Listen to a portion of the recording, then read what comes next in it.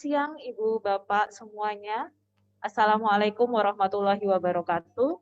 Selamat datang di Masterclass Series dari Departemen Pendidikan Kedokteran dan Bioetika FKKMK UGM. Senang sekali saya, Rahma, hari ini akan menemani Ibu Bapak untuk bersama-sama dengan Dr. Yoyo Suhoyo, Master of Medical Education PhD. Kita akan sama-sama nanti ngobrol santai, berdiskusi, dan nanti ada kesempatan untuk tanya jawab juga di akhir mengenai clinical teaching for the 21st century. Baik, mungkin langsung saja kita akan mulai diskusi ini. Kalau kita melihat judulnya ya, mungkin di sini banyak sekali yang sudah join di sini, belum maksimal sebenarnya. Kita masih menunggu, mungkin ada yang nanti mau join. Clinical teaching for the 21st century ini isu yang sangat atau topik yang sangat hangat sebenarnya, apalagi di masa pandemi. Nah, mungkin saya mau mendengar dulu perkenalan atau sedikit overview mengenai topik clinical teaching for the 21st century ini. Sebenarnya apa sih yang membuat 21st century ini berbeda, Pak Yoyo? Dari clinical teaching yang biasa, yang dulu mungkin zaman kita, atau apa yang membuat berbeda? Apakah challenge-nya atau apa? Oke, baik, terima kasih. Selamat siang Bapak Ibu sekalian. Ya, saya Yoyo. Ya, siang hari ini kita akan berdiskusi tentang ya topiknya kelihatan luar biasa ya, teaching in the 21st century. Ya, sebenarnya topik kita hari ini terinspirasi oleh sebuah artikel yang dipublish di Medical Teacher tahun lalu, tahun 2019, dengan judul yang hampir serupa. Jadi judulnya tentang experience-based learning model, the clinical teaching for 21st century. Jadi kalau pertanyaannya tadi dari Bu Rahma adalah, apa sih, kenapa kemudian, pertama mungkin pertanyaannya, kenapa harus menekankan di 21st century, bedanya apa dengan yang sebelumnya? Nah, kenapa ngambil setting 21st century? Karena memang di model ini Dorna dan kawan-kawan ini pengen menekankan satu aspek yang mungkin sedikit berbeda dengan yang sebelumnya. Berbedanya di mana? Jadi experience based learning model ini terdiri dari 4 hal yang beliau tekankan dalam modelnya tersebut. Yang model ini itu dibangun berdasarkan hasil studi selama 30 tahunan, diambil dari ratusan jurnal tentang clinical teaching, dan tentu saja publikasi-publikasi mereka, Dorna dan kawan-kawan terkait dengan clinical teaching. Jadi ada 4 hal. Jadi mungkin kalau Bapak Ibu pernah membaca, mungkin para pemerhati pendidikan pernah belajar tentang BICS ya, tentang model BICS yang proses produk. Nah, ini sebenarnya model ini dikembangkan dari situ. Yang kemudian awal experience based learning model sendiri, Dornan pernah mempublikasikan juga di tahun 2007 dengan judul experience based learning model sebagai model pendidikan klinik. Nah, kemudian dia sempurnakan di tahun lalu di 2019 ini. Jadi ini model ini menceritakan tentang bagaimana dari mulai mahasiswa masuk ke dalam lingkungan pembelajaran klinik sampai akhirnya dia keluar. Jadi dari masuk, dia kemudian masuk, tahapan pertama yang harus dipikirkan di pendidikan klinik menurut model ini adalah tentang, yang pertama adalah supporting, jadi dukungan agar mahasiswa nyaman di lingkungan belajar. Nah, atau di model itu disebut dengan supporting. Nah, supporting ini sebenarnya lebih ke menekankan aspek preparation, persiapan. Bagi siapa? Bagi para pembimbing klinik. Apa saja yang harus dipersiapkan? Nah, persiapannya meliputi 3 hal, 3 aspek. Nanti kita akan bahas lebih detail ya. 3 aspek tersebut adalah 1, organizational support atau dukungan organisasi. Nah, di sini pembimbing klinik tentu saja tidak bisa berdiri sendiri. Pembimbing klinik perlu berdiskusi, perlu bekerja sama dengan para pemangku kepentingan di institusi pendidikan dan juga institusi tempat praktek pendidikan klinik. Dalam konteks kita mungkin di Indonesia adalah rumah sakit pendidikan, baik itu rumah sakit jejaring, Starlit, maupun rumah sakit pendidikan utama. Itu 1. Kemudian yang kedua, setelah institutional support atau dukungan institusi, yang kedua adalah pedagogic support atau dukungan pedagogik. Nah, ini terkait dengan keterampilan mengajar, keterampilan membimbing, kemampuan membimbing yang harus dikuasai oleh para pembimbing klinik, tentang kemampuan mengajar gitu. Nah, yang terakhir adalah affective support, jadi dukungan afeksi. Nah, di sini lebih kepada hal-hal atau sikap positif dari pembimbing klinik ketika membimbing, ketika memfasilitasi pembelajaran peserta didik di konteks klinik. Nah, itu support. Itu tahap pertama. Jadi sebagai preparation. Jadi sebelum mahasiswa masuk, kita harus menyediakan 3 ini, harus bersiap diri dengan 3 aspek ini. Setelah itu, ketika mahasiswa masuk, terjadilah interaksi antara mahasiswa dengan lingkungan belajar. Kalau di BIGS namanya proses. Nah, di dalam model ini dipecah jadi 2. Yang pertama adalah menekankan pentingnya. Nah, ini mungkin agak sedikit berbeda. Kalau dulu mungkin yang teori klasik ya, itu kan mahasiswa istilahnya dalam tanda kutip nyantri. Maksudnya nyantri itu jadi semacam apprentice. Apprentice, jadi magang lah. Jadi mengikuti kemana saja. Saya mengikuti gitu. Dosen A, dokter A, visitor, manapun diikuti gitu ya. Buntutnya. Ya begitu. Jadi mengikuti lah magang. Okay. Nah di era sekarang ini yang didukung, yang ditanamkan kemudian adalah bagaimana kita menciptakan sebuah situasi di mana mahasiswa ini terlibat, berpartisipasi di dalam praktek.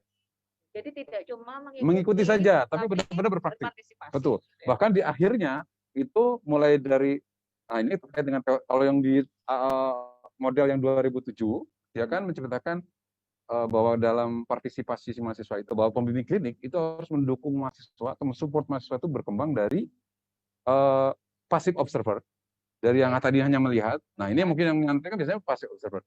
Kemudian bergerak menjadi active observer, kemudian difasilitasi menjadi aktor in rehearsal, latihan, sampai menjadi terakhir adalah actor in performance, melakukan. Nah di model yang 2019 ini, di model ini kemudian si mahasiswa diharapkan setelah rehearsal setiap performing itu dia berkontribusi. Jadi membantu dari pelayanan. Nah ini mungkin terkait dengan paradigma sekarang pelayanan. Kan sekarang semua pelayanan rumah sakit itu kan memberikan kepuasan kepada pasien. Jadi kepuasan pasien menjadi utama. Bagaimana? Jadi sehingga ketika pasien itu datang, walaupun mereka tahu mereka datang ke rumah sakit pendidikan ya, tapi kan tetap saja semua pasien pasti datang ke rumah sakit adalah untuk berharap untuk mendapatkan pelayanan yang terbaik. Nah maka sesuai dengan konteks ini, inline dengan konteks ini, dengan prinsip ini, maka dalam model ini mahasiswa kemudian harus berkontribusi, harus ikut berpartisipasi dalam memberikan pelayanan. Jadi sehingga si mahasiswa itu ditempatkan sebagai bagian dari member, bagian dari tim pelayanan. Jadi walaupun itu pendidikan, tapi tetap ketika di depan pasien konteksnya adalah pelayanan. Nah, ini supporting ini yang mungkin menjadi challenge ya buat semua para pembimbing klinik, karena memberikan pelayanan saja sudah berat bagi para pembimbing klinik. Tiba-tiba sekarang ada aspek pendidikan, dia harus mulai dari observasi sampai membuat mahasiswa berpartisipasi. Nah itu konteks yang kedua, aspek yang kedua. Jadi dalam berpartisipasi ini sebenarnya tujuan pendidikannya adalah memberikan mahasiswa experience, pengalaman gitu. Itu aspek yang kedua. Nah, kemudian masuk ke aspek yang ketiga. Nah, ini juga mungkin konteks yang baru. Dan ini mungkin bagi challenge juga bagi para pembimbing klinik adalah dalam modelnya disebut dengan real patient learning. Jadi setelah kita memberikan pengalaman kepada mahasiswa melalui interaksi dengan pasien, ingat itu belum selesai. Masih ada tahap berikutnya apa? Membuat mahasiswa dari pengalaman tersebut belajar sesuatu. Real patient learning. Nah, ini yang kemudian konteks di situ ada. Di konteks di situ ada refleksi. Jadi refleksi menjadi hal yang paling penting. Refleksi plus feedback itu menjadi hal yang sangat-sangat penting supaya terjadi real patient learning. Itu. Nah ini refleksi ini yang kan mungkin dulu mungkin tidak terlalu ditekankan, nah sekarang menjadi ditekankan real patient learning. Begitu. Nah setelah melewati fase ini, proses, persiapan sudah, supporting sudah, menyediakan partisipasi sudah, kemudian mereka dibuat belajar dari pengalaman, refleksi, maka harapannya kalau itu dilaksanakan semuanya dengan baik, maka mahasiswa akan mencapai aspek yang keempat ini, yaitu apa? Capability, kemampuan si mahasiswa. Dalam konteks kita mungkin kita sering menyebutnya sebagai kompetensi. Dalam BIGS, betul. Ya? Di BIGS disebut sebagai produk. Gitu. Nah, ada 3 kalau dalam model ini terkait dengan capability itu. Jadi intellectual capability itu terkait penalaran, pengalaman klinik, pengetahuan klinis, betul. Kemudian yang kedua adalah practical capability, ini terkait dengan keterampilan. Sesuatu yang bisa betul, psikomotor, sesuatu yang bisa diobservasi, betul. Termasuk perilaku profesional. Kemudian yang terakhir adalah affective capability. Nah, affective capability itu lebih kepada menekankan sebenarnya sisi profesionalisme dari si mahasiswa. Jadi mulai dari membuat si mahasiswa itu percaya diri untuk menjadi seorang dokter kalau konteks dokter atau profesi kesehatan lain, kemudian dia merasa mampu dan sebagainya. Jadi kemudian tentu saja value, etika dan sebagainya. Begitu ya. Nah, itu. Nah, sehingga itu yang terkait dengan kapabilitas. Jadi kemampuan performing. Jadi harapannya setelah itu performing. Jadi sesuai dengan tujuan yang awal, yang mahasiswa itu di klinik tidak hanya observasi, tidak hanya jadi passive observer, tapi harapannya bergerak menjadi active observer, actor in rehearsal, menjadi kemudian terakhir jadi actor in performance, sehingga dia kontribusi dan perform dengan baik. Nah, sehingga inti sebenarnya dari 4 ini, bagaimana dalam clinical teaching in the 21st century itu mahasiswa mendapatkan 4 aspek ini. Jadi yang pertama, mahasiswa merasa didukung untuk kemudian masuk dengan have fun, dengan menarik, dengan menyenangkan di lingkungan pembelajaran klinik. Yang kedua adalah mereka mendapatkan pengalaman, mereka dibuat berpartisipasi dalam pelayanan, tidak hanya menonton, tidak hanya belajar pasif saja, tidak hanya mencoba saja, tapi memang mereka memberikan kontribusi terhadap pelayanan. Kemudian yang terakhir tentu saja kalau yang terakhir, sebelum terakhir, mahasiswa difasilitasi untuk melakukan refleksi. Jadi real passion learning, jadi benar-benar belajar dari pengalaman. Jadi apa sih yang mereka rasakan, yang mereka pikirkan, yang mereka lakukan, itu benar-benar diberikan difasilitasi, kemudian belajar dari situ. Dan menjadi tentu saja kalau kita dalam teori belajar namanya working knowledge. Jadi sehingga ketika dia kelak ketemu dengan kasus yang serupa, pengalaman yang serupa, dia bisa melakukan yang lebih baik lagi. Kemudian yang terakhir, ketika itu semua difasilitasi, ketiga hal ini difasilitasi, kita berharap mahasiswa menjadi seorang yang kompeten, yang mampu melakukan kompetensinya dengan baik. Menarik sekali ya, Dr. Yoyo. Kalau saya bisa menyimpulkan, berarti sebenarnya ini yang dikerjakan tim Dornan dan rekan-rekan. Mungkin nanti Ibu Bapak yang mencari jurnalnya bisa mencari artikelnya tim Dornan mengenai experience based learning. Jadi untuk melihat suatu pembelajaran klinik sebagai suatu pengalaman belajar, itu sebenarnya tidak sesimpel itu ya, bahwa komponen-komponen di dalamnya itu harus dipersiapkan dengan baik, kemudian interaksi di dalamnya, pihak-pihak yang terlibat, demikian juga dengan kemudian mengintegrasikan itu dengan pelayanan. Ini yang mungkin kalau di Indonesia ini cukup banyak yang masih merasa itu menjadi tantangan, terutama terkait sistem kesehatan dan yang lain.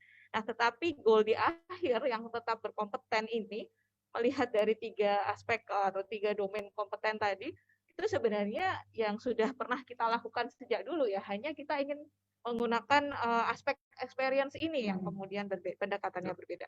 Ya, jadi kalau bisa disimpulkan apa saja berarti Pak, yang poin-poin yang kemudian berbeda yang terkait pendosen pembimbing klinik. Nah, jadi tadi berbicara mengenai pembimbing klinik, karena saya yakin mungkin mayoritas dari yang sebagian besar adalah pertama mungkin para pembimbing klinik yang hadir di sini, atau mungkin sini, beberapa ya pembimbing klinik istilahnya macam-macam ya. Ada yang pembimbing klinik, clinical teacher, clinical instructor, CI, clinical instructor, kemudian mentor, kemudian juga preseptor, ada juga yang lain-lain lah ya. Nah, pertanyaannya benar, apa sih yang harus kami lakukan sebagai pembimbing dalam konteks ini? Nah, maka tadi lari kepada yang pertama tadi, para pembimbing itu, ingat, jadi sebelum Bapak Ibu mahasiswa masuk, bayangkan aja sebelum mahasiswa itu masuk, kita harus membekali diri, para pembimbing klinik ini harus membekali diri untuk mampu memberikan dukungan. Karena ingat bahwa di klinik di era sekarang ini, bahwa mahasiswa yang pertama yang dibutuhkan mahasiswa adalah dukungan. Dukungan apa saja? Ada 3 tadi ya. 1 institusi, kedua adalah dukungan pedagogi, dan terakhir adalah afektif. Gitu. Nah, kalau yang organisasi apa saja? Nah, ini perlu kerjasama dengan tadi saya sebutkan dengan para stakeholder. Jadi bagaimana menceritakan? Ada 2 stakeholder ya. Berarti orang-orang tidak hanya dosen pembimbing klinik, tapi juga siapapun yang pemegang kepentingan di sana dalam pendidikan klinik. Betul. Baik orang institusi pendidikan yang punya mahasiswa maupun entah itu FK atau institusi pendidikan sekolah tinggi dan sebagainya ya, akademi dan sebagainya. Yang kedua tentu saja adalah pihak tempat pelayanan, entah itu rumah sakit, wahananya ya. yang pemilik wahananya, entah itu rumah sakit, entah itu itu praktek jejaring swasta, praktek swasta, ya, entah itu primary komunitas, care, ya primary care, atau puskesmas, komunitas juga berarti. ya, dinas kesehatan dan sebagainya. Itu kan tidak bisa sendiri. Apa Ya. sih yang harus dipersiapkan dengan di tingkat institusi? Ada 3, gampangannya mungkin mudahnya ada 2 lah. Kita bicara software dan hardware. Software dan hardware. Betul. Softwarenya apa? Kurikulum. Gitu. Jadi kurikulum. Jadi desain belajarnya ya. betul. Ya. Desain pembelajarannya. Gitu. Kemudian rancangan pembelajarannya, bagaimana tempat penempatan, penjadwalan, penempatan mahasiswa di setting klinik dan sebagainya. Semua yang terkait dengan kurikulum, gitu. Termasuk orientasi. Gitu. Orientasi. Di awal berarti orientasi di awal. Betul. Untuk dokter, entah itu dokter muda, mahasiswa, yang penting mahasiswa profesi berarti. Betul, orientasi betul. Mahasiswa. Betul. Jadi termasuk bagaimana kita mempersiapkan si mahasiswa. Jadi istilahnya welcoming lah, ya. Jadi itu. Nah, jadi satu desain kurikulum. Yang kedua hardware. Hardware itu apa? Ya fasilitas yang bisa dilihat, fasilitas yang bisa disiapkan. Misalnya apa? Bangunan. Gitu. Jadi kalau di Australia itu rumah sakit itu namanya clinical school. Di clinical school itu di dalam rumah sakit itu ya rumah sakit, tetapi bersama di rumah sakit itu ada fasilitas pendidikan. Makanya ada schoolnya. Jadi clinical school. Clinical ya rumah sakit dengan pelayanan kesehatannya. Sementara schoolnya ya fasilitas ke sekolah, boarding, jadi asrama, skis lab, jadi ruangan-ruangan untuk laboratorium, skis lab, ruangan untuk kuliah, untuk general studium dan sebagainya. Kemudian supporting student support, jadi tempat main, kantin, tempat olahraga dan sebagainya. Jadi aspek schoolnya ada, jadi berdampak menjadi satu. Semua fasilitas yang terkait pendidikan ya. Jadi hardware dan software itu yang organisasi. Kemudian sekarang, nah ini kan perlu banyak nih. Mungkin Bapak Ibu tidak bisa berjuang sendiri, makanya kalau di konteks kita kan ada komite, ada Komkordik, komite koordinasi pendidikan. Di rumah sakit afiliasi atau satelit ada Bakordik, gitu, atau tim Kordik, gitu. Yang intinya adalah bekerja sama dengan mereka. Nah kemudian, yang ini yang paling penting, dan ini mungkin bagi para Bapak Ibu pemegang kebijakan perlu diperhatikan dengan institutional support ini. Sementara hari ini mungkin kita lebih banyak berbicara untuk para pembimbing klinik. Nah untuk para pembimbing, betul. Nah untuk para pembimbing klinik mungkin Bapak Ibu yang paling penting yang perlu diprioritaskan adalah dua hal yang lain. Yaitu yang pertama adalah pedagogi support dan effective support. Efektif dan pedagogi saya jadi satulah ya. Jadi apa sih yang harus dilakukan oleh pembimbing klinik dalam memberikan support kepada mahasiswa? Intinya ada empat support yang harus diberikan oleh si pembimbing klinik. Yang pertama adalah bagaimana mahasiswa yang harus kita pikirkan adalah tadi kan di dalam setelah kita menyediakan support, itu kan mahasiswa masuk ke dalam proses. Di proses itu mahasiswa ada 2 yang harus kita perhatikan betul. 1, bagaimana membuat mahasiswa itu berpartisipasi di dalam praktek.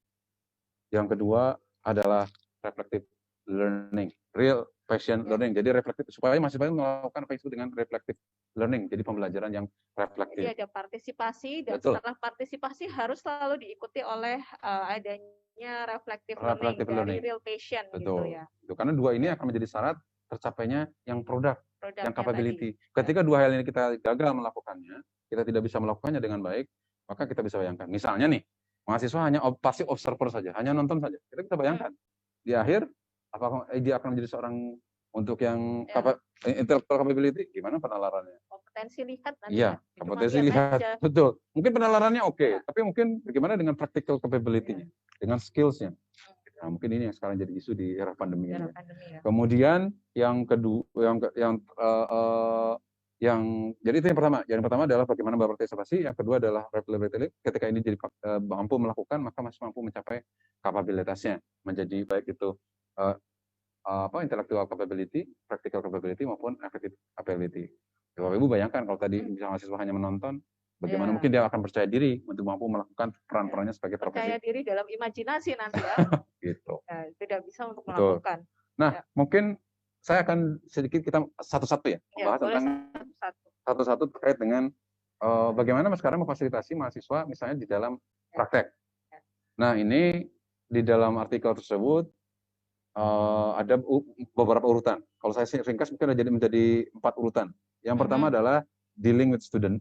Jadi relating with student. Jadi bagaimana kita tadi menyambut ya menyambung hubungan dengan menyambut mahasiswa. Membuat building relationship. Nah, betul. Ya. Jadi membuat mereka menjadi nyaman, merasa welcome, merasa diterima untuk masuk ke dalam klinik. Tapi tidak hanya merasa diterima saja, yang paling penting adalah mereka siap masuk. Mereka tahu apa yang akan mereka lakukan. Betul. Gitu ya. Betul. Jadi mereka tahu apa yang mereka lakukan, apa yang akan mereka hadapi, kemudian tahu fasilitasnya di mana saja. Jadi ada orientasi. Orientasi menjadi penting. Kemudian juga mereka tahu apa sih harus dilakukan. Gitu. Jadi makanya mungkin kalau di kita ada orientasi, termasuk Bu Rahma menyiapkan simulasi, misalnya mempersiapkan mahasiswa agar siap dengan pasien septi di rumah sakit, itu adalah bagian yang harus kita lakukan. Membuat mahasiswa merasa welcome, diterima, dan siap untuk terlibat di dalam layanan tersebut. Berarti termasuk bagaimana agar mereka juga dikenali oleh orang-orang lain yang atau petugas kesehatan lain yang ada di dalam ruang belajar itu. Betul sekali. Jadi masuk-masuk tanya ini siapa? Betul. Ya, orientasi. Ya. Nah, karena di pendidikan klinik itu kan ada namanya triad ya. Jadi pembimbing klinik, mahasiswa, dan pasien. Nah, maka bagi mahasiswa, bagi pembimbing klinik kita harus menyiapkan mahasiswa juga siap. Nah, kita juga jangan lupa menyiapkan pasien yang masuk ke dalam rumah sakit pendidikan itu juga siap. Dalam artian untuk berpartisipasi dan memberikan dukungan agar mahasiswa itu juga nyaman. Karena ketika misalnya kita sudah menyiapkan mahasiswanya, pembimbing klinik sudah oke, tapi pasiennya kemudian misalnya karena adanya stigma yang salah tentang rumah sakit pendidikan sehingga mungkin menolak atau kemudian ya meskipun itu haknya pasien ya untuk menolak, maksudnya kemudian menolak untuk alasan yang tidak bisa diterima misalnya untuk alasan yang salah, ya kan sayang gitu. Sehingga kita juga harus menyiapkan. Kemudian juga jangan lupa bahwa mahasiswa juga perlu di-inform consent, perlu diberitahu bahwa mereka akan dilibatkan bahwa mereka akan bertemu dengan peserta didik. Jadi mereka akan, tentu saja bukan sebagai kelinci percobaan, karena tetap paradigmanya adalah memberikan pelayanan yang terbaik. Yang perlu dikenalkan kemudian adalah bahwa pembimbing ini perlu memperkenalkan kepada pasien bahwa ada mahasiswa, ada peserta didik yang akan terlibat dalam pendidikan. Kemudian itu yang pertama. Yang kedua setelah welcome pada student. Kemudian yang tiga yang lainnya ini terkait dengan pasien langsung. Jadi mulai dengan mahasiswa langsung. Jadi yang pertama adalah briefing. Ada briefing. Ya. Ini penting sebelum mahasiswa berinteraksi dengan pasien secara langsung, briefing dengan student. Jadi ini kegiatan sebelum bertemu dengan pasien. Yang kedua adalah proses interaksi dengan mahasiswa dengan pasien sendiri. Jadi pembimbing perlu hati-hati ketika memfasilitasi interaksi antara mahasiswa dengan pasien. Ini terkait dengan beberapa tugas penting. Yang pertama mulai dari observasi, ya. Karena ketika berhadapan dengan mahasiswa kan sebenarnya peran pembimbing harus ingat dua peran yang paling sangat penting, ya. Nah sekarang jadi tiga nih. Kalau dulu biasanya saya menyampaikan ingat dua tugas penting ketika di depan pasien. Apa saja itu? Yang pertama yang harus ingat adalah observasi. Ketika di depan pasien, mahasiswa pilihan pertama adalah melakukan observasi. Jadi pembimbing yang melakukan, mereka mengamati. Tapi ingat itu mestinya itu di awal dan mestinya tidak menjadi bagian besar. Bagian besar adalah yang kedua mestinya. Apa itu? Demonstrasi apa? Itu melakukan. Jadi doing, jadi melakukan, mendemonstrasikan. Jadi mahasiswanya yang melakukan, pembimbing klinik yang mengamati. Begitu. Nah ini yang perlu hati-hati. Kenapa harus hati-hati? Ingat, pasien datang ke rumah sakit untuk mendapatkan pelayanan yang terbaik. Sehingga fokusnya adalah memberikan pelayanan.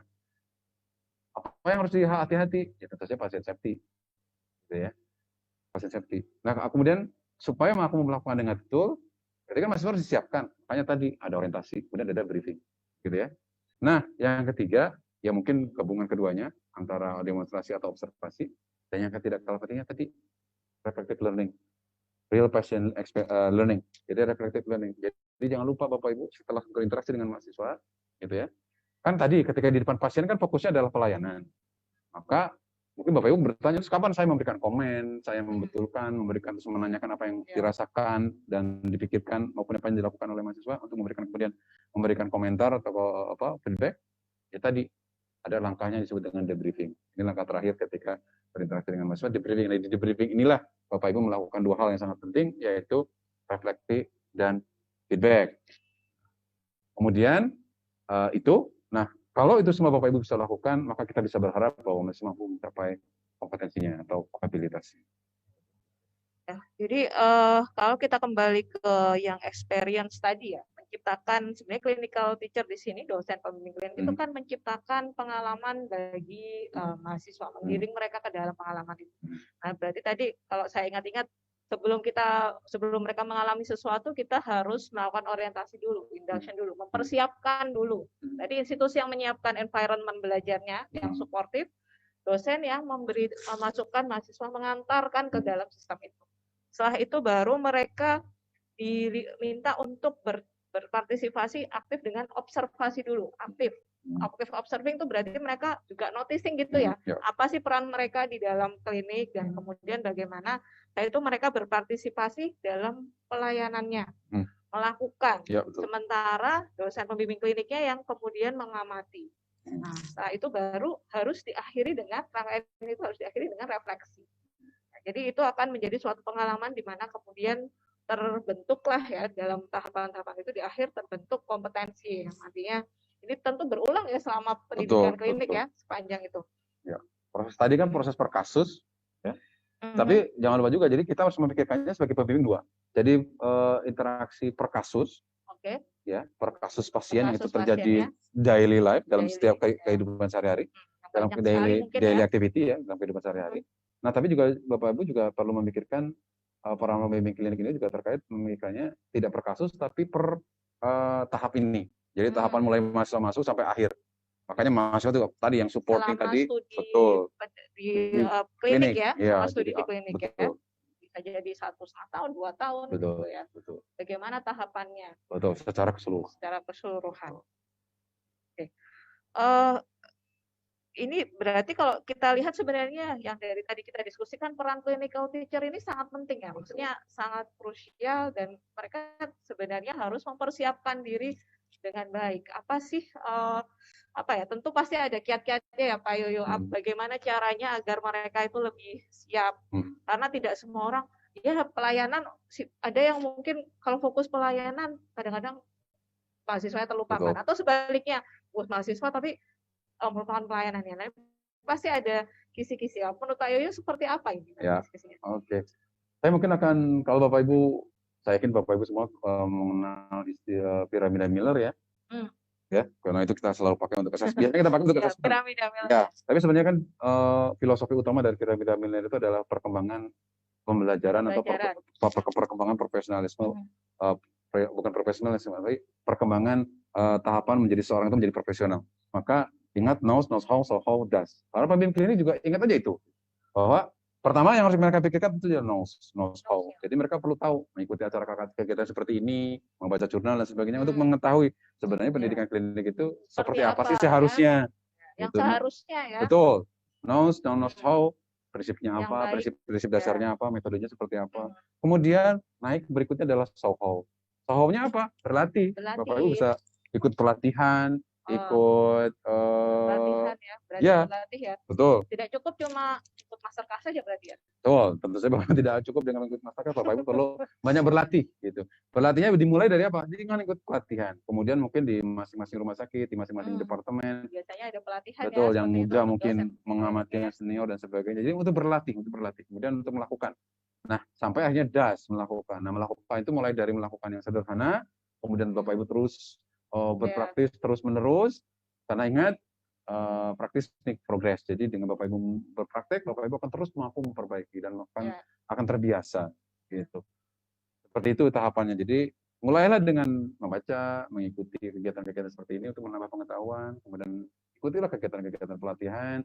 Bapak Ibu bisa ikut masuk ke pelatihan baik yang diselenggarakan di institusi masing-masing maupun yang dilakukan di institusi luar sana, termasuk mungkin bisa mengikuti pelatihan-pelatihan yang diselenggarakan di kedokteran, di Departemen Pendidikan Kedokteran. Ini juga. Ya, gitu, ada pelatihannya ya Pak Yoyo. Betul. Untuk clinical teachers ya.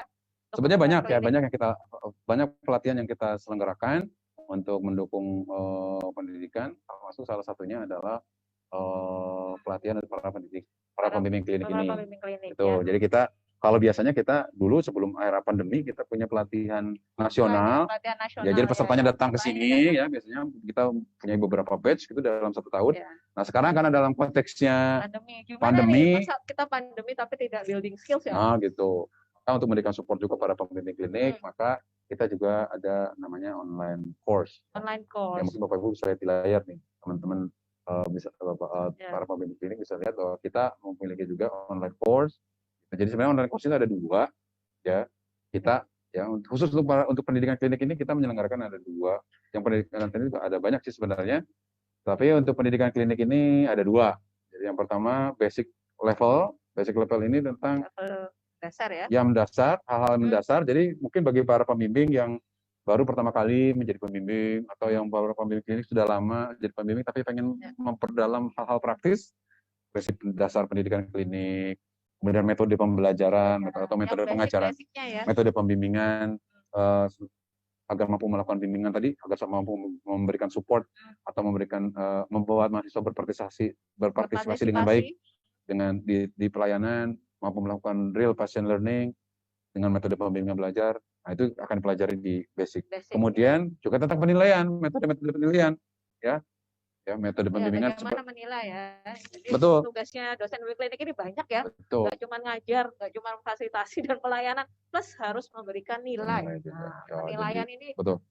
Bagian yang dari pendidikan klinik juga ya yang perlu dilatih. Betul. Jadi kita namanya workplace learning, workplace based assessment gitu. Nah, jadi kalau metode mungkin Bapak Ibu pernah mengenal bedside teaching, one minute receptor, SNAP dan segala macam. Nah, itu kita akan belajar juga di situ. Kemudian kalau assessment mungkin Bapak Ibu mengenal mulai dari yang case based discussion, Osler, mini CX, drop segala macam kita akan belajar di berbagai macam yang betul. Bisa digunakan betul. Untuk penilaian itu untuk basic, untuk dasar. Nah, tapi kita juga selain basic kita juga ada advance. Nah, tadi kita kan apa bedanya, Pak? Ya, kalau yang basic kan lebih pada menitik beratkan 2 peran pembimbing untuk pedagogi support dan effective support. Nah, kalau yang Bapak Ibu mungkin Bapak Ibu sudah mengikuti nih basic, Bapak Ibu sudah mengetahui nih metode pembimbingan yang benar seperti apa, mestinya pembimbing benar gimana, menilai yang baik seperti apa. Nah, kan mungkin Bapak Ibu lalu bagaimana sih mendesain atau memanage pendidikan klinik itu? Nah, Bapak Ibu juga bisa mengikuti advance training ini atau training tingkat lanjut ini, itu tentang bagaimana merancang, bagaimana memanage pendidikan klinik. Gitu. Nah, ini berarti ini untuk yang mungkin Bapak Ibu pendidik klinik yang terlibat ke manajemen rotasi kliniknya atau pendidikan profesinya ya. Teman-teman dosen yang terlibat untuk tapi ini harapannya sudah mengetahui yang prinsip-prinsip dasarnya sehingga jadi ikut yang dasar dulu baru kemudian kalau yang belum atau misalnya baca dulu boleh nggak kalau langsung nggak apa-apa juga silakan aja. Nah, ini lebih lama karena untuk bisa memanage kan tentu Bapak Ibu perlu memahami teori dan sebagainya sehingga mungkin ini lebih dalam dan lebih lama. Dan bahkan mungkin kita sedang merancang nih ya, karena Bu Rahma kemudian kepala prodi S2 IPK, kita sedang merancang bahwa untuk yang advance ini juga Bapak Ibu dengan mengikuti basic dan advance ini Bapak Ibu nanti bisa gunakan kalau mungkin Bapak Ibu tertarik untuk mengikuti S2 ilmu pendidikan kedokteran atau master medical and health professional education. Kreditnya nanti bisa dihitung ya. Betul. Nah, itu beberapa yang Bapak Ibu bisa lakukan untuk mengikuti pelatihan sebagai salah satu pengembangan diri ya yang bisa Bapak Ibu lakukan. Nah, harapannya kemudian setelah mengikuti ini Bapak Ibu mampu melakukannya di institusi masing-masing. Dan saya sangat berharap, saya selalu menekankan ini ketika dimanapun saya berada bahwa Bapak Ibu ketika setelah mengikuti apa itu pelatihan atau acara-acara seperti hari ini dengan kita, itu bisa menjadi pionir, bisa menjadi penggerak di institusi masing-masing. Ya walaupun tentu saja ya, Bapak Ibu tidak bisa sendiri. Tidak bisa sendirian. Mengajak boleh. Nah, kalau nanti ada master class lagi, mungkin perlu mengajak beberapa orang dari institusinya. Ayo kita membawa perubahan gitu ya. Betul. Oke, sekarang waktunya pertanyaan ini Pak Yoyo. Ya. Oke. Untuk kalau misalnya nanti ada pertanyaan terkait online course-nya, nanti akan ada kesempatan lagi di akhir atau nanti bisa menghubungi sekretariat dan melihat di akun Instagram-nya DPK. Ya, pertanyaan dari peserta yang pertama dari Ibu Eka Trina. Bagaimana peran pembimbing di masa pandemi COVID-19 untuk bisa memastikan mahasiswa yang terbimbing menjadi kompeten ketika waktu kliniknya kurang karena kondisi pandemi? Ya sebenarnya kalau pandemi COVID ini tidak hanya waktu kliniknya ya, tapi juga paparannya juga, kemudian jumlah kasusnya juga, banyak precaution untuk kesehatan. Kayak seperti apa Pak Yoyo? Ya baik, terima kasih. Saya sudah bisa menebak akan ada pertanyaan ini. Ada pertanyaan ini, karena ini masalah kita bersama. Ya, masalah bersama yang masih. Ya, memang pandemi COVID ini membatasi banyak hal pada kita, membatasi banyak hal aktivitas untuk melakukan seperti biasanya. Tapi ingat, pandemi COVID ini jangan sampai membatasi kreativitas kita. Ya. Nah, bagaimana caranya? Kreatif, Nah, kalau ya. Bapak Ibu mengingat tadi prinsip yang tadi ya, mulai dari supporting student, kemudian membuat mahasiswa itu berpartisipasi secara aktif, kemudian mahasiswa melakukan reflective learning, bahkan sampai akhirnya mampu mengkapabilitas. Kalau Bapak Ibu mengingat ini, tinggal kita menurunkan itu aja dalam konteks pandemi. Maksudnya gimana? Salah satu yang mungkin berat dilakukan, ya, mulai dari karena mungkin pasiennya juga turun jumlahnya, kedua mungkin juga masalah prosedur safety ya, pasien baik untuk pasien maupun untuk profesi. Ya, mahasiswanya. Mungkin Bapak Ibu sebagai pembimbing aja melayani COVID ini sudah repot, apalagi ada pendidikan. Maka mungkin kalau kita kembalikan lagi ke Miller, dasarnya kan mungkin akan masalah. Tapi tetap sebisa mungkin Bapak Ibu lakukan dengan menggunakan protokol COVID. Tapi kalau tidak bisa bagaimana? Kalau tidak bisa, Bapak Ibu, nah ini yang sering kesalahan yang sering dilakukan adalah ketika partisipasi dengan pelayanan tidak bisa, lonjatnya langsung dari das tidak bisa, langsung lonjatnya ke nos how. Ya. Jadi hanya melalui online, melalui kuliah-kuliah saja diganti. Hanya diskusi, terbatas pada diskusi. Betul, ya. Padahal mereka harus menunjukkan kalau mereka mampu. Betul. Maka jangan langsung loncat ke nos how, bukan dulu how. Jadi simulasi. Dengan simulasi. Betul. Ya, simulasi gimana caranya? Banyak caranya. Mulai dari yang paling sederhana, misalnya Bapak Ibu bisa menggunakan Zoom untuk simulasi, misalnya nanti kapal-kapal mungkin di online course kita bicara tentang bagaimana sih bedside teaching di konteks online. BBB bisa melakukan bedside teaching online. Tentu saja tidak dengan real pasien karena ini simulasi, maka Bapak Ibu dengan pasien simulasi misalnya, ya. Kemudian kasusnya dengan Zoom, kemudian mereka melakukan dengan keluarganya, dengan teman-temannya, yang mana memungkinkan yang mana. Itu contoh. Atau yang kita lakukan. Jadi Bapak Ibu, ini 2 minggu yang lalu ya, Bu Rahma. Kebetulan Bu Rahma ketua timnya. Jadi kita mau setting karena di rumah sakit 2 minggu lalu. Jadi kebetulan baru selesai. Bu Rahma kebetulan tim simulasinya. Saya sebagai yang menyuruh-nyuruhnya aja. Jadi kita menciptakan simulasi itu. Karena kan dengan pasien sesungguhnya tidak bisa, maka kita bisa lakukan dengan simulasi. Kita ciptakan simulasi, kita ciptakan poliklinik, kita ciptakan bangsal, kita ciptakan UGD, kita ciptakan kamar bersalin, kita ciptakan ruang tindakan, kamar bedah, kamar operasi, tapi semuanya dalam simulasi. Gitu. Kalau di keperawatan mungkin ada mini hospital, kemudian kalau di kedokteran ada skills lab, atau institusi pendidikan lain juga ada skills lab. Kita bisa merubah itu, bisa menggunakan itu. Contohnya, jadi banyak gitu. Atau dan jadi banyak yang kreativitasnya yang bisa kita diskusikan. Cuma sayang waktunya kita sempit ya. Jadi banyak sih jenis-jenis simulasi. Kita bisa sharing tentang simulasi ini. Mungkin kapan-kapan kita melakukan masterclass tentang simulasi ya, Bu. Ya, mungkin yang perlu diingat Ibu Bapak, kalau kita bicara simulasi itu kadang-kadang yang terbayang itu adalah sesuatu yang high cost. Maksudnya high cost itu apakah itu sangat mahal, perlu peralatan yang canggih? Sebenarnya tidak. Kita bisa membuat simulasi bertahap dari yang sederhana, walaupun itu ya tentu kita akan menciptakan bangsal yang sederhana, IGD sederhana, tetapi yang kita targetkan adalah kompetensi apa yang bisa mereka latihkan di sana.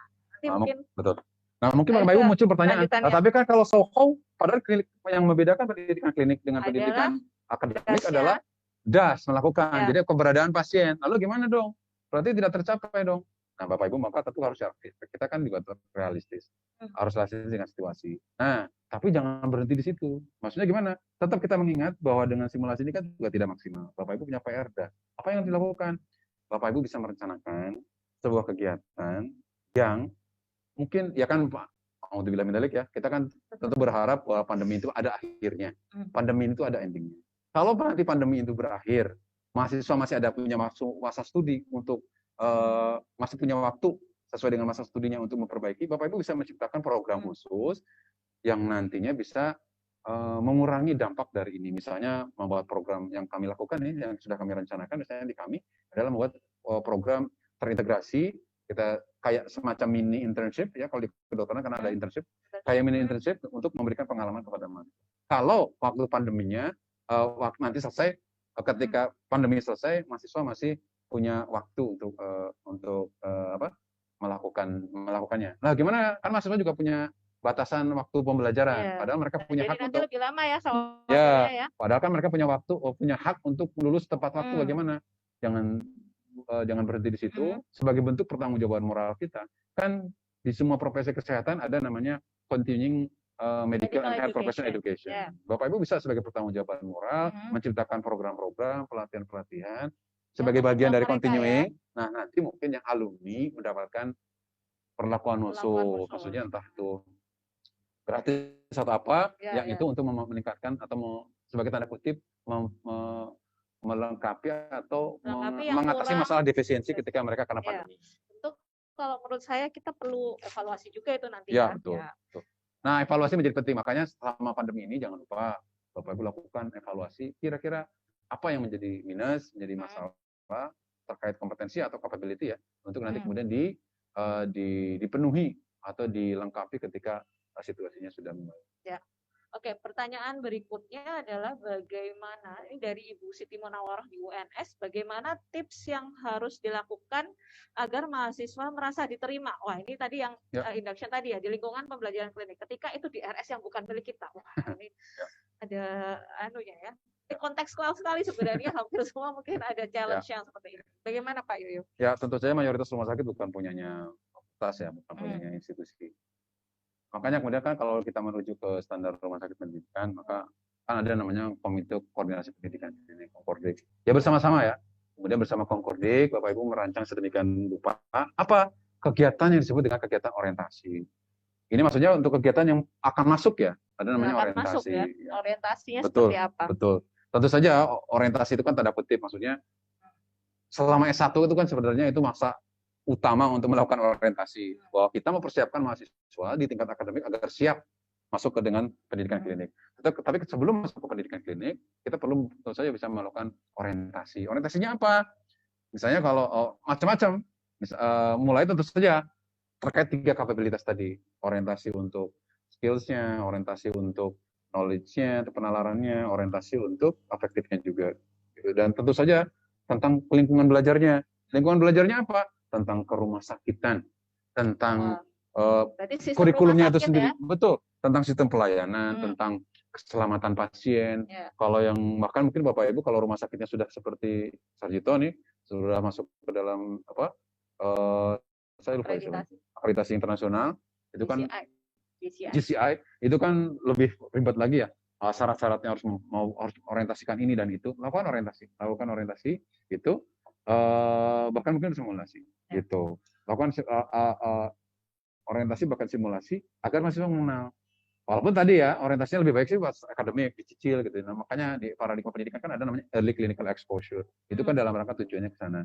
Tetapi kalau Bapak yang pertanyaannya saya paham ini tujuannya kan sebelum, nah gitu, sebagai contoh untuk saya bukan untuk semoga bisa menginspirasi Bapak Ibu.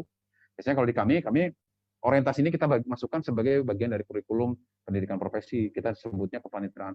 Itu mulai dari refreshing tentang knowledge, refreshing tentang knowledge research, macam-macam lah. Kemudian refreshing tentang skills juga, kemudian juga tentang rumah sakitan. Itu wajib. Ini tidak masuk SKS, tapi mereka mendapat sertifikat orientasi. Jadi orientasi ini wajib, termasuk 5 tentang basic life dan segala macam. Yang itu menjadi syarat rumah sakit sebenarnya. Karena kan di dalam standar akreditasi rumah sakit pendidikan ada ya kewajiban orientasi. Gitu. Jadi kita ciptakan mereka bersama. Mereka harus tahu seperti apa. Betul. Dan kemudian apa ya istilahnya dengan membawa itu mahasiswa profesi itu ke lingkungan yang tempat mereka belajar, mengenalkan, mungkin nanti plus menjelaskan mungkin ya peran-peran mereka apa, itu harapannya yang ada di sistem di rumah sakit itu juga bisa menerima, kan ya. Jadi agar sama-sama saling mengenal. Mungkin yang bagian ini juga memerlukan. Kita pindah ke pertanyaan ketiga ini. Pertanyaan cukup banyak. Dari Ibu Suryani dari Poltekkes Kemenkes Medan. Bagaimana CI Clinical Instructor sebagai CI, bagaimana mengajarkan keterampilan observasi pada mahasiswa? Oke. Keterampilan observasi, jadi khusus mengenai observing performa mahasiswa ya di klinik. Ya, karena tadi kan bahwa mahasiswa itu kan ketika di depan pasien mereka akan melakukan 2 perannya. Satu dia mengobservasi atau dia melakukan. Nah, ketika mengobservasi, nah pertanyaannya kan apa sih yang harus diobservasi, gitu kan? Nah, mungkin ini pertanyaan konteksnya. Harus tahu dulu apa yang mau diobservasi. Apa sih yang harus diobservasi? Maka ini menjadi penting. Maka, nah ini di dalam tadi ya dalam interaksi dengan pasien, saya misalnya konteksnya bisa teaching gitu, saya selalu memperkenalkan lakukan dengan 3 model. Modelnya apa? Nanti kalau Bapak Ibu pelatihan kita bisa berlatih dan jadi bisa ngomongin Ibu detail Bapak, gitu. ya. Tapi itu bisa. Jadi Bapak Ibu ada namanya briefing. Nah di briefing itu Bapak Ibu sampaikan gitu. Apa yang harus diobservasi, apa yang harus diobservasikan dan segala macam. Jadi ya, jadi dilatih. Jadi yang perlu disampaikan kepada mereka adalah apa sih yang harus diobservasi, gitu. Caranya gimana, apa yang harus perlu diamati, gitu. Itu dipersiapkan dan itu diorientasikan. Jadi yang Bapak Ibu ingat adalah ketika Bapak Ibu dilatih tentang bagaimana membimbing, bagaimana metode pembelajaran dan penilaian, mahasiswa juga perlu tahu. Gitu. Itulah kenapa bagaimana mereka akan belajar. Betul, makanya itu tadi saya sampaikan ada masa orientasi. Orientasi itu termasuk tentang proses pembelajaran apa sih yang akan terjadi selama di pendidikan klinik, penilaian apa sih yang akan terjadi di pendidikan klinik, nah mereka pelajari itu selama di orientasi. Jadi diajari, Bapak Ibu harus melatih itu kepada mereka. Termasuk yang tidak kalah pentingnya, kita kan selalu menekankan pembimbing klinik harus memberikan umpan balik, feedback. Ya, kapan itu dipakai? Masalahnya kemudian mahasiswanya juga dilatih nggak tentang bagaimana menerima feedback, supaya tidak menjadi sakit hati, mutung, dan sebagainya. Ya, jadi mungkin secara singkatnya jawabannya, kalau mau mengobservasi harus tahu dulu apa yang akan diobservasi. Kemudian mengobservasinya tentu nanti ada caranya sendiri ya. Ada metode-metode yang Bapak Ibu apa yang kemudian harus diperhatikan, kapan kemudian apakah langsung memberi feedback atau tidak, nanti itu ada caranya sendiri. Kemudian pada saat terakhir ada debriefingnya, tentu debriefing ini yang nanti berapa. Nanti detailnya akan ada di latihan online. Pertanyaan berikutnya dari Ibu Nur Laila di Poltekkes Maluku. Pada pencapaian kompetensi klinik sesuai capaian pada piramida Miller, bisakah kita buat seperti piramida terbalik? Jadi mulainya dari DAS, wah ini menarik pertanyaan. Jadi kalau kita bisa nggak dimulai dari DAS, kemudian bertahap sampai NOS, dengan tujuan menstimulus motivasi belajar mahasiswa. Jadi semacam memberikan shock terapi gitu ya. Jadi pertama dia harus melakukan dulu, baru kemudian dia meruntut ke bawahnya. Sebenarnya kalau Bapak Ibu tadi amati dengan yang saya jelaskan di partisipasi dan real patient learning, nah itu yang sebenarnya Bapak Ibu sampaikan. Jadi kan di real participation itu mahasiswa berpartisipasi nih di pelayanan. Jadi mahasiswa melakukan. Begitu. Kan mahasiswa melakukan. Jangan mengobservasi berarti kalau Bapak Ibu pengen mendekatkan ini. Jadi kalau pertanyaannya bisa, tentu saja bisa. Jadi ketika ini jangan observasi yang dilakukan, tapi melakukan. Jadi mahasiswanya melakukan. Bapak Ibu yang mau observasi. Apa yang harus diobservasi? Tentu saja performanya dia, performanya si mahasiswa. Ya, metodenya Bapak Ibu bisa pelajari nanti. Kemudian setelah mereka melakukan, bagaimana kemudian selanjutnya langkah dari ininya. Nah, di real patient learning atau di saat sesi refleksi itu Bapak Ibu bisa lakukan itu. Atau dalam teorinya di fase debriefing. Jadi kalau briefing, jadi pre-round, round, post-round, sebelum berinteraksi, saat berinteraksi, dan pasca berinteraksi, briefing, interaksi, debriefing. Nah di debriefing Bapak Ibu lakukan yang soho. Sohonya itu buat apa? Kan mungkin maksudnya Bapak Ibu yang menunjukkan tadi itu kamu salahnya di mana, cara yang seharusnya seperti apa. So, ya. Kemudian Bapak Ibu mungkin soalnya kan mau menguji penalaran. Bisa. Jadi pertanyaan jika bisa, tentu saja bisa. Gitu ya. Betul, setelah itu dibahas kasusnya, kemudian setelah itu disimpulkan. Jadi apa sih gap of knowledge-nya apa yang belum mereka ketahui. Ya, jadi sebenarnya sih itu reflection, kemudian tadi ya participation itu adalah suatu siklus ya, yang itu akan berulang. Jadi kalau Ibu Bapak boleh nggak dibalik, ya itu nanti akan otomatis berbalik karena itu adalah ongoing cycle, jadi nggak berhenti pada satu pasien ya Ibu Bapak, pasti akan terus menerus. Ini yang perlu diperhatikan safety-nya ya dokter. Saat kita meminta clinical instructor meminta DAS dulu, pastikan benar kalau pasiennya aman. Nanti kalau DAS tapi mereka nggak tahu itu nanti bisa jadi isu. Itulah kenapa Bapak Ibu perlu menguasai. Bapak Ibu perlu menguasai metode-metode pembimbingan dalam di klinik. Agar apa? Tadi Bapak Ibu bisa melakukan dengan tadi yang Bu Rahma mengingatkan tentang pancasila safety, lakukan itu dengan benar. Gitu. Jadi teorinya kan sebenarnya sama. Teori dasarnya itu kan dari Kolb Experiential Learning Cycle. Jadi dari belajar berdasarkan siklusnya kan adalah concrete experience, reflection, abstract conceptualization, kemudian active experimentation, concrete experience lagi, refleksi lagi, abstract conceptualisasi lagi, gitu aja terus. Jadi kalau Bapak Ibu mau meneruskan ke DAS, kemudian Soho, ya memang siklusnya memang begitu. Tinggal Bapak Ibu mau mulainya dari mana, ya tentu saja kan semuanya mulainya dari concrete experience. Ya, ada hal-hal yang mungkin perlu diperhatikan Bu. Ya, pertanyaan terakhir dari Ibu Risma Haralubis, Poltekkes Kemenkes Medan. Tahun lalu kami ada beberapa orang yang telah mengikuti kegiatan pelatihan dasar, pembimbingan dan ujian di klinik bagi mahasiswa profesi. Kalau lanjut tingkat advance, kira-kira bagaimana dan kapan dilaksanakan, Pak? Wah, pertanyaan menarik. Jadi kalau udah ikut yang basic sebelumnya, pasti mungkin banyak sekali ya. Saya yakin mungkin dan tersebar di seluruh Indonesia. Kalau sudah ikut yang basic, boleh langsung lanjut advance. Tapi kapan? Bagaimana caranya? Ya, jadi ya advance ini insya Allah akan diselenggarakan bulan depan, bulan Oktober. Gitu. Jadi catat tanggalnya Oktober. Ya. Yang basic ini kan, tapi ini yang secara online ya. Sayang sebenarnya karena kalau tidak pandemi kita bisa ketemu langsung di sini, bisa berlatih jalan-jalan di Jogja. Cuma karena pandemi, kita menyelenggarakannya online. Jadi bulan depan untuk yang advance nanti kita ikuti saja Bapak Ibu, ikuti aja Instagramnya Departemen Pendidikan Kedokteran, jadi Med.ugm. Med.ugm. Ya, Med.ugm, ikuti saja Med.ugm di Instagramnya atau di YouTube-nya. Kalau Bapak Ibu sekarang ikuti YouTube, bisa langsung. Ya, nanti kita akan informasikan di situ gitu ya. Bapak Ibu akan informasikan. Update informasi, kapan pelatihan apa aja mungkin ya. Ya, termasuk pendidikan klinik. Tapi kalau untuk pendidikan klinik yang advance akan bulan depan. Bapak Ibu nanti tinggal ngikutin aja prosedurnya yang ada di yang kami umumkan. Atau Bapak Ibu bisa hubungi telepon di Medical Education ya di 0274 562 WhatsApp bisa ya, ada nomor WhatsApp juga ya, nanti bisa kontak sekretariat juga. Biasanya kami juga akan menginformasikan update mengenai pelatihan apa saja di tahun 2020 ini yang mungkin akan diselenggarakan ya. Bulan depan, tanggalnya tunggu nanti informasi pastinya. Soal bulan depan. Tunggu tanggal mainnya, tapi catat bulan Oktober. Ya. Jadi kalau misalnya mau izin, saya kira-kira saya Oktober ini akan ikut online course ini, mulai advance. Kalau bisa, karena ini online ya, justru malah pelatih mungkin pesertanya misalnya ada interaksi juga ya antar pesertanya dan nanti akan ada pengalaman belajar yang mungkin berbeda, tapi sebenarnya nanti yang didapatkan sama. Ya dengan di online nanti Bapak Ibu akan mengalami proses pembelajaran itu saja sinkronus dan asinkronus. Jadi yang Bapak Ibu bisa baca sendiri, bisa belajar sendiri, tapi kemudian kita juga ada sinkronusnya. Jadi yang bisa seperti sekarang kayak kita sesi tatap muka gitu.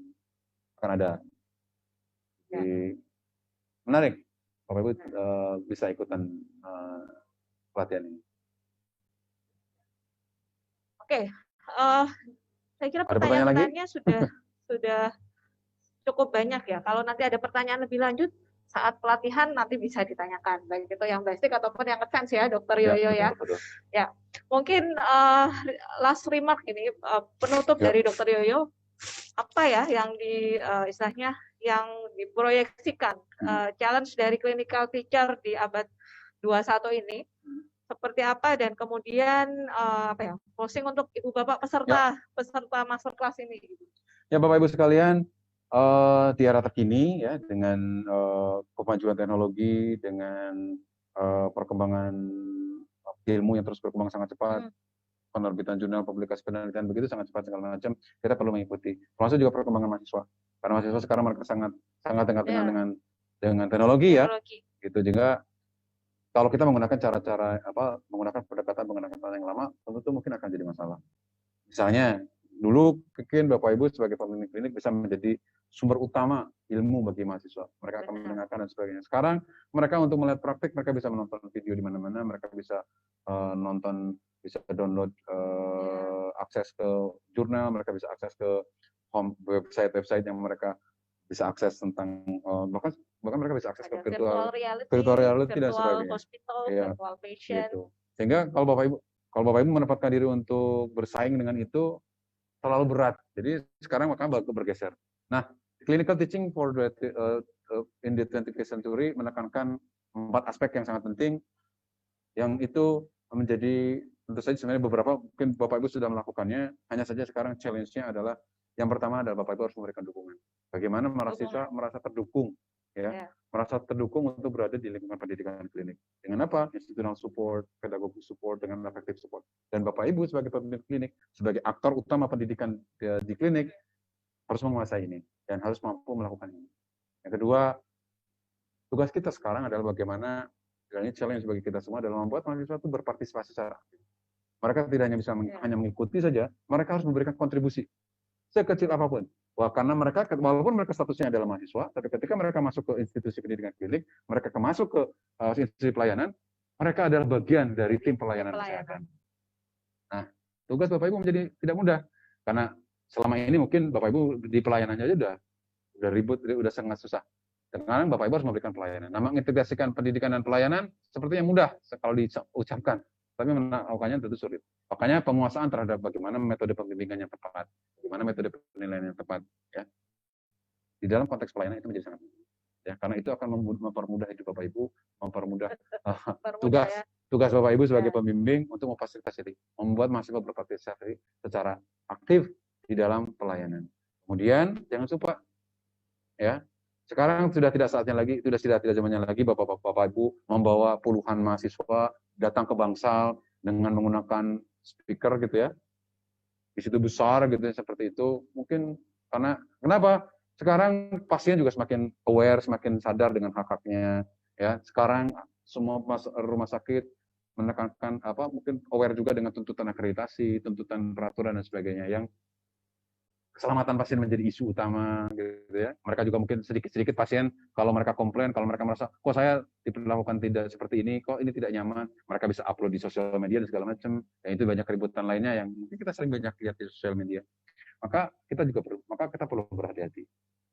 Maka di depan pasien sekali lagi fokus utamanya adalah pelayanan. Kalau Bapak Ibu harus melakukan pembimbingan, Bapak Ibu melakukan pendidikan, lakukan tadi tahapannya ketika apa itu real patient learning, lakukan debriefing, lakukan refleksi dan berikan feedback di sana. Gitu. Untuk mampu melakukan itu dengan baik, lakukan briefing. Makanya di supporting itu menjadi banyak sekali langkah yang Bapak Ibu harus kuasai sebagai pembimbing klinik. Mungkin Bapak Ibu akan berujar dalam hati, kok susah banget ya jadi pembimbing klinik, padahal rewardnya nggak ada. Nah, itu menjadi tugas kita bersama. Ya, untuk menciptakan bagaimana, ya, tugas kita bersama bagaimana menciptakan sistem, dan semestinya ya, pemerintah aware dengan tantangan ini, gitu. Kalau membimbing klinik itu tantangannya berat, loh, tantangannya besar, loh. Mestinya ada sistem yang bisa, ya, tentu saja membandingkan Bapak Ibu mendidik dengan pelayanan itu tidak apple to apple, gitu. Tapi mestinya adalah semacam sistem yang bisa Bapak Ibu membuat Bapak Ibu lebih nyaman untuk melakukan tugas Bapak Ibu sebagai pembimbing. Seperti itu. Nah, ketika Bapak Ibu bisa melakukan 3 tahap tadi, supporting, participation, real patient learning, maka pasti harapan kita agar untuk melahirkan profesi kesehatan yang capable, yang kompeten akan tercipta. Justru sebaliknya, ketika kita gagal melakukan 3 tahapan ini, maka cita-cita kita melahirkan tenaga kesehatan, dokter, bidan, perawat, dan yang lain sebagainya, dokter gigi, farmasis dan sebagainya, untuk mampu menjadi kompeten bisa terganggu, bahkan mungkin terancam. Itu sebagai remarknya dari saya. Terima kasih sekali Dr. Rio atas diskusi santainya, sharing bersama mengenai clinical teaching in the 21st century. Ibu Bapak peserta masterclass DPK, terima kasih atas kehadirannya pada hari ini. Mungkin menantikan juga masterclass series berikutnya, masih akan ada. Masih akan sharing juga, nanti kita akan foto bersama ya. Mungkin kalau closing remark dari saya, selamat berkontribusi untuk peningkatan kualitas profesi kesehatan di Indonesia. Ya, untuk kita semua semangat, semoga sehat selalu. Sebelum kita tutup, kita akan foto bersama dengan, ini berarti screenshot ya, foto bersama. Mohon kalau misalnya sudah ready, make up-nya sudah cantik, Mas sudah fresh kembali gitu. Silakan kameranya bisa dinyalakan sebentar untuk kita berfoto bersama. Apakah sudah siap panitia? Kita lihat dulu. Oke, ya kita berfoto bersama dulu. Senyum Ibu Bapak. Ya, terima kasih sekali atas kehadirannya hari ini. Semoga nanti kita bertemu di kesempatan berikutnya ya. Oh ya, masterclass series paling dekat adalah tanggal rencananya tanggal 21 September dengan topiknya adalah pengelolaan assessment, manajemen assessment. Ya, selamat menikmati siang hari dan sore hari ya, mungkin ini di seluruh Indonesia. Selamat kembali ke bertugas, atau baik itu dari rumah ataupun dari kantor. Nanti harapan kita ya kita bertemu lagi. Kalau ada pertanyaan silahkan langsung ke sekretariat. Jangan lupa kunjungi akun-akun dari Medical Education FKKMK UGM, baik itu Instagram, YouTube. Sampai jumpa dan semoga sehat selalu. Terima kasih. Fotonya sudah selesai kah? Oke, terima kasih Ibu Terima kasih semuanya. Bapak. Kami izin pamit dulu. Assalamualaikum warahmatullahi wabarakatuh.